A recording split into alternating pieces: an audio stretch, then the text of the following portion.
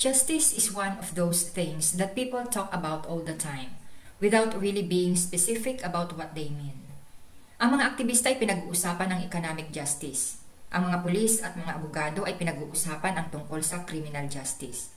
Maging ang mga magulang, guro at mag-aaral ay nagiging paksa din ang justice sa pag-uusap. Although, maaaring hindi nila talaga ginagamit yung salitang justisya or justice. Kapag ikaw ay nakatanggap ng grade na sa tingin mo ay hindi lang iyon ang deserve mo, nasasabi mong, this is not fair. And that is talking about justice. Akala natin ay alam natin kung ano ang ibig sabihin ng justice. Pero maaaring hindi, o hindi lang tayo sumasang-ayon. Ang justisya ba ay tungkol sa pagkakapantay-pantay or equality? Or pagiging patas, fairness? Or ang makamit kung ano ang nararapat para sa atin? Or makamit kung ano ang pangangailangan natin? Sometimes we talk about balancing the scales of justice. This goes back to an ancient Greek understanding of justice as harmony, kung saan sinasabi na a just society is one in which everyone fulfills their roles so that society runs smoothly. Minsan naman, ang palagay sa justice or justisya ay katulad ng paraan ng utilitarian kung saan ang lipunan ang siyang bahala sa pangangailangan ng mga mamamayan. Sa Book of Matthew ay meron ng illustration tungkol sa justice and fairness. Ito ay ang parable of the workers in the vineyard, kung saan may iba't ibang grupo ng mga workers. Ang grupo ng workers na dumating early in the morning, ang grupo ng workers na dumating at the 3rd hour, ang mga grupo ng workers na dumating at the 6th and 9th hours. Inalok sila ng may-ari ng taniman ng grapes or ubas na magtrabaho sa kanyang grapes farm for a penny a day. Ang isang penny is equivalent to 1 cent. Noong panahon, meron ng coin na tinatawag na lapu-lapu. Ganoon ang 1 cent. Wala na itong halaga sa panahon ngayon. Pero noon ay maibibili mo na ito ng pagkain para sa isang araw. Nang matapos na ang maghapon ay binigay na sa kanila ang kanilang payment ayon sa kanilang napagkasunduan. At naggumod-gumod ang grupo ng workers na nagsimula early in the morning dahil akala nila ay mas malaki ang ibabayad sa kanila. Pero ang sabi ng kanilang employer, I do you no wrong. Didn't you agree with me for a penny? Take your payment and go. I wish to give to this last man the same as to you. Is it not lawful for me to do what I wish with my own things? Or is your eye evil because I am good? Kung katulad ka ng first workers mag-isip, marahil ay ikinakabit mo ang justice sa merit. It means giving unequally based on what each person has done. Ito'y katulad ng pananaw na ang gumagawa ng maayos ay dapat bigyan ng reward at ang gumagawa ng masama ay dapat parusahan. Finally, there's the very simple sounding approach advanced by 20th century American political philosopher John Rawls. He argued that justice is fairness. The world is full of natural inequalities. Any inequalities that exist in a social system should favor the least well-off because this levels the playing field of society, sabi ni John Rawls. Ang ibig niyang sabihin ay hindi patas ang mundo, kaya dapat ibigay ang pabor sa mga mahihirap dahil sila halos ang bumubuo ng lipunan. Kaya meaning, majority ay mahirap sa mundo. Ito ay isang uri ng need-based justice na nakatuon ang pansin sa paniniguro na lahat ng tao ay matutugunan ang pangangailangan nilang basic. But another American philosopher, Robert Nozick, disagreed with Rawls' idea that justice is fairness. Sabi niya, it's unfair to those who have gotten the most, either through hard work or because they happen to win life's natural lottery. Okay? Unfair naman daw ito sa mga taong maalwan ang buhay o kahit pa naging maalwan sila dahil sa kanilang pagsisikap or dahil siniswerte lang talaga. Example, si Maricel Soriano ay mas mahal ang talent fee kaysa sa ibang artista. Kaya kahit gumawa siya at ang isang di gaanong sikat na artista ng parehong pelikula at parehong karakter ang gagampanan, magkaiba ang bayad nila.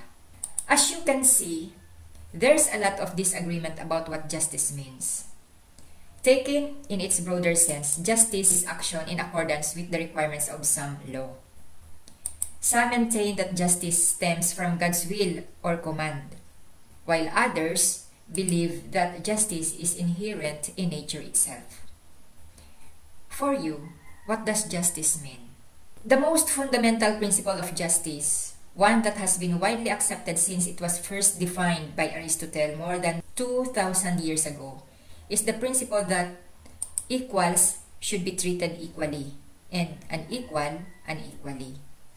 Ibig sabihin, itrato dapat ng parehas ang bawat tao maliban na lang kung may mga bagay na may pagkakaiba sila depende sa sitwasyon. Halimbawa, ang isa ay abogado at ang isa ay karaniwang empleyado. Kinuha mo silang resource speaker. Hindi naman pwede na magkaparehas ang halaga ng ibabayad mo sa kanila. So, unequal should be treated unequally. Pero kung pareho sila abogado, dapat lang nabayaran mo sila sa magkaparehas na halaga. Iyan ang ibig sabihin ng equals should be treated equally. Kaya kahit magkapareho ang kakantahin ni Lea Salonga at Ann Curtis sa parehong concert, malamang mas mataas ang bayad kay Lea dahil international artist siya.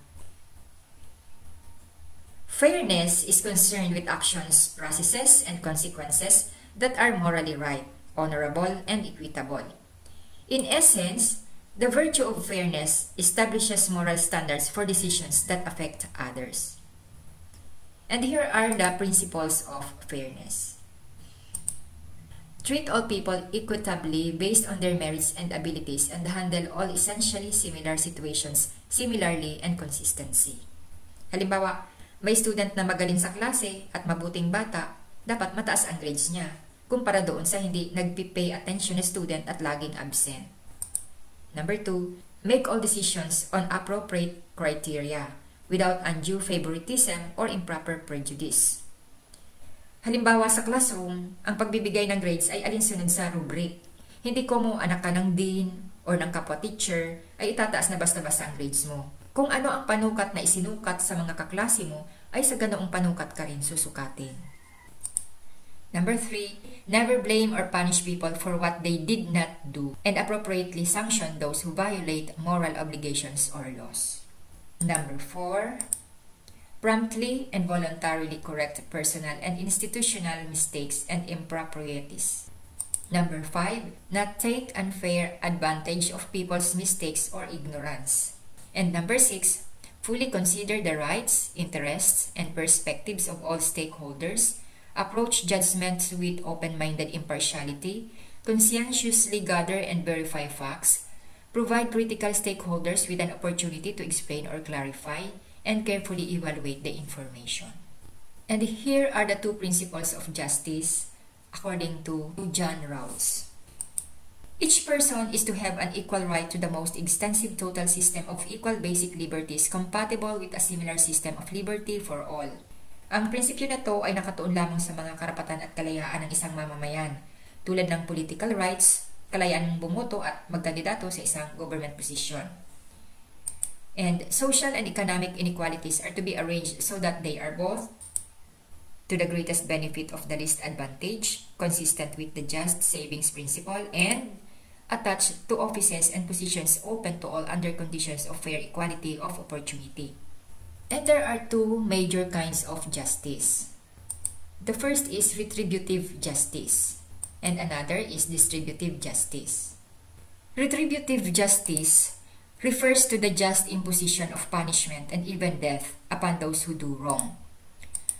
One of the most important issues in retributive justice is the morality of death penalty as the ultimate form of punishment. Yung mga pro-death penalty ay ito yung kanilang mga reasons. Religions support death penalty. So sa Genesis 9 verse 6, sabi doon, whoever sheds the blood of man, by man shall his blood be shed, for in the image of God has God made man. Kaya kahit sa Bible, ay pinapahintulutan ang death penalty. Death penalty values human life. Executing a criminal because he or she has unfairly and violently taken human life sends the message that human life is valued by the society.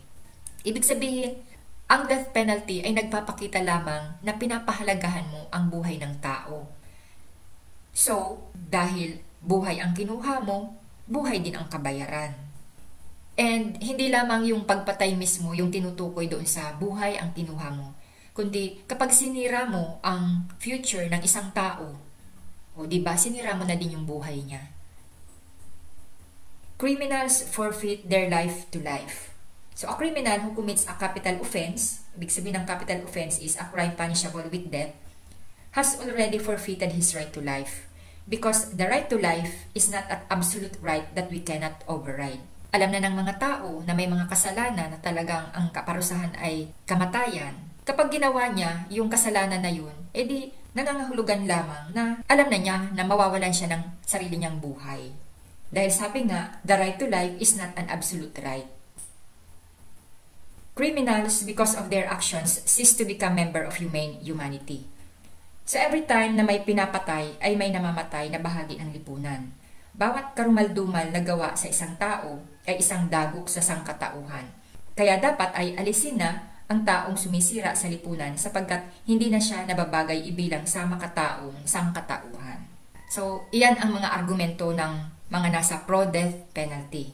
At heto naman ang mga anti-death penalty. Okay, self-defense is not sufficient to justify the death penalty.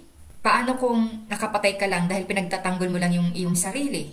So, hindi siya worthy para parusahan ng death penalty. Deterrence argument is scientifically unfounded. Wala namang nakapagpatunay na ang death penalty ay nakapagpapabawas sa mga heinous crimes. Death penalty involves the risk of executing innocent persons. Paano yung mga na-frame up? Paano yung mga victim lang din ng mga totoong masasamang tao? And death penalty defeats the purpose of punishment.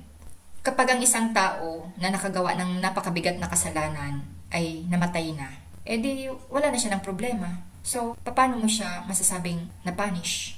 Diba? Parang pinalaya mo lang siya sa problema ng mundo. Samantalang kung hindi siya namatay at habang buhay lang siyang nakakulong, edi talagang mahirap talaga, mafe-feel talaga niya yung paghihirap. And meron siya ng time para pag-isip-isipan niya yung mga nagawa niya. Kasi ang isang pinakamatinding punishment ay yung sumbatan ka ng sarili mong budhi. So yan yung mga argumento naman ng anti-death penalty. So balik na tayo dun sa two major kinds of justice. So etong isa, distributive justice. This concerns the fair distribution of society's benefits and burdens among its members. There are three major theories of distributive justice. The egalitarian theory of justice. Ito ay galing sa French word na égal, meaning equal or level. Pero sa paanong paraan ang pagiging equal? Kanina ay pinag-usapan natin ang magkaibang talent fee ni na Maricel Soriano at Lea Salonga sa ibang artista. Kapag ginawa mong pantay ang kanilang talent fee, wala na doon ang equality. Anyone who believes all humans are equal must also believe all humans have kind of essence or quality in common. Because without commonality, there can be no equality. The second theory of distributive justice is the capitalist theory of justice. Ang mga mayayaman, dahil sila ang may pangkapital sa negosyo, ay nagtatayo sila ng mga pabrika at pamilihan, kagaya ng SM. So habang kumikita sila, ay nakakaambag sila sa pangangailangan ng mga mamamayan sa pamamagitan ng pagkakaroon nila ng trabaho. Or kung halimbawa ang negosyo ay related sa transportation, like for example, Bultrasco, nakakapag-provide sila ng masasakyan sa mga taong can't afford to buy their own vehicle. The third major theories of distributive justice is socialist theory of justice. All legal production and distribution decisions are made by the government, and individuals rely on the state for everything from food to healthcare. The government determines outputs and pricing levels of these goods and services. Nagsimula ito noong 18th century nang mamayagpag ang mga kapitalist. Maraming mga negosyante ang yumaman ng yumaman, habang ang iba namang nalugi ay naghirap ng naghirap.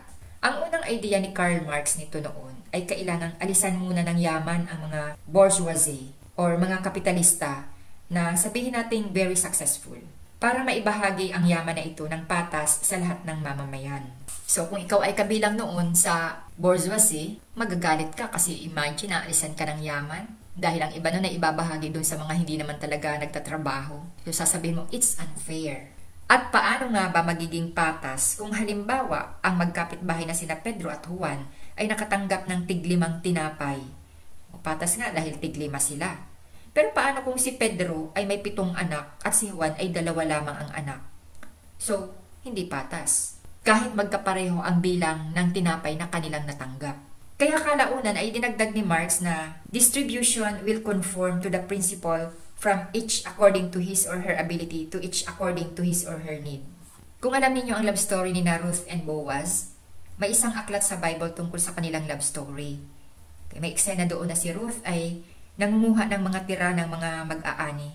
That is based on the rules of God na kapag nag-aani ka, dapat ay huwag mong sairin para yung walang-wala ay may makuha.